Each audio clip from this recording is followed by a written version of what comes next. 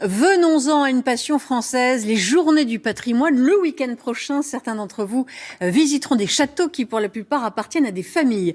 Détermination, imagination sont indispensables pour trouver des financements nécessaires à leur restauration. Les visites, les produits dérivés ne suffisent pas. Dans Sans détour, ce soir, Hélène Hugues et Mathieu Nivengloski sont partis dans le Nord. Au cœur de la Flandre française, les châteaux ne sont pas légion.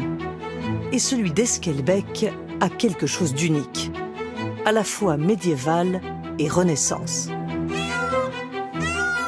Il est surtout l'un des derniers spécimens français de style flamand. Bonjour. Bonjour, bienvenue au château d'Esquelbecq. Merci.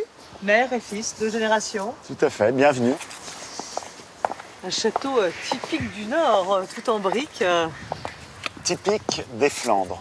La fierté de la famille Tamer-Morel, qui le possède depuis 1946. Son drame aussi, depuis ce jour de septembre 1984, gravé dans leur mémoire. La tour s'est effondrée et il pleuvait beaucoup. Et heureusement, nous sommes partis la veille. Elle était là. Elle était là. Elle faisait 40 mètres de haut, donc 20 mètres au-dessus des toits.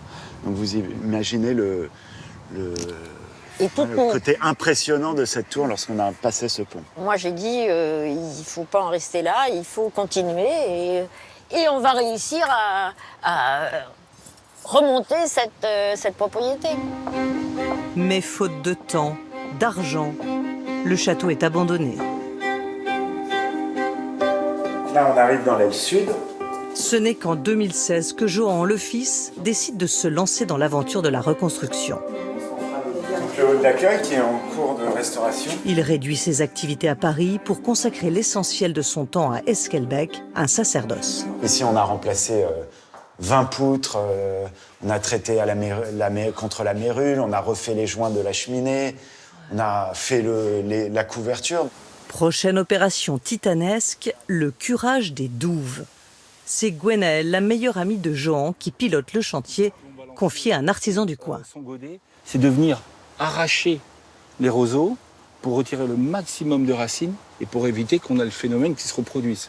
On n'allait plus avoir de roseaux sur cette zone-là. C'est fini, le jardin qui essaye de vous rentrer allez dans le château. avoir vraiment les douves qui vont être complètement libérées.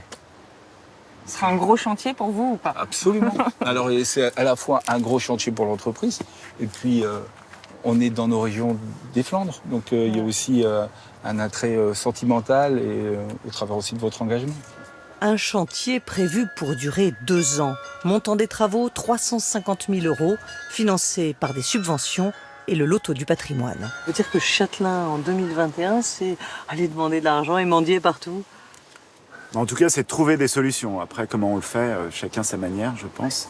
Nous, on a notre manière qui est de travailler pour monter des dossiers, aller chercher des partenaires qui se sentent concernés par rapport à notre action. Donc oui, c'est un peu faire la mendicité. Pour trouver de l'argent, le château a aussi ses propres recettes, avec les jardins. 5 € l'entrée. C'est la partie la plus achevée du château. Midou, le régisseur, en connaît tous les habitants et tous les recoins. Nous sommes dans un jardin à la flamande, un jardin à compartiments. Il y a différents carrés. Des jardins dont le dessin remonte au XVIIe siècle, avec des arbres centenaires. Et là, je vais vous faire goûter l'une de mes poires. L'un de mes poiriers préférés, je l'adore. Magnifique, elle est un peu rouge, elle. Elle est mûre à point. Des vases Louis XVI qui ont nécessité 4 mois de restauration. Tu vois, ils avaient prévu des ancrages, des chaînages. Il y a aussi le potager, sans pesticides. D'accord. Plus elle est petite et plus elle a du goût. Ah oui? Oui. Trop gros, c'est moins bien. Il ne faut pas attendre trop. Voilà, il ne faut pas trop attendre. D'accord. Une partie de la récolte est vendue. Aux côtés des sweatshirts ou des mugs, les produits dérivés, c'est le domaine réservé d'Anne-Laure, l'épouse du châtelain. Tous ces produits dérivés qu'on a créés pour le château, ils représentent à peu près 20% des recettes de l'association. Donc, sachant qu'il y a aussi les entrées et les visites guidées qui sont des sources de revenus. Une petite entreprise pas vraiment encore bénéficiaire et qui fonctionne aussi grâce à des bénévoles réunis en association. Il y avait une doudoune. Il y avait une doudoune, un Pulse, un pull de Bordeaux. Je trouvais ça tout à fait, je vais pas dire normal, mais vraiment de s'impliquer aussi pour maintenir le patrimoine sur son village et d'avoir aussi une équipe qui est dynamique comme ça et motivée et qui se donne vraiment à fond pour le faire revivre. C'est important aussi, je pense, de nous participer à notre échelle. Un château intégré à son village, tout comme ses châtelains. Nouvelle génération. Anne-Laure vient placer elle-même les produits du château dans les boutiques voisines. Bonjour. Voici les fameux puzzles. Ah, super. On a très peu de châteaux dans la région. Ça fait venir du monde, ouais, de partout, en fait. La relation commerçant-châtelain, ça se passe bien? Ça se passe très bien. On est des jeunes, un peu avec la même optique, en fait. Voilà, on est passionnés, donc du coup, on s'entend très bien. Et pour les visites des salles de réception, quel meilleur guide que le châtelain en personne. Bonjour à tous. Pour raconter son château, son histoire, sa passion. La famille Guernonval est la famille qui est restée le plus longtemps propriétaire du château pendant plus de 250 ans. C'est époustouflant l'extérieur par rapport à l'intérieur. Hein. C'est vraiment un changement de style. Mais bon, c'est vrai qu'il y a du vécu. Il y a du boulot.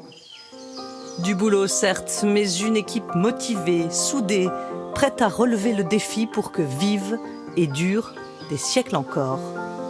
Le château d'Esquelbecq. Magnifique.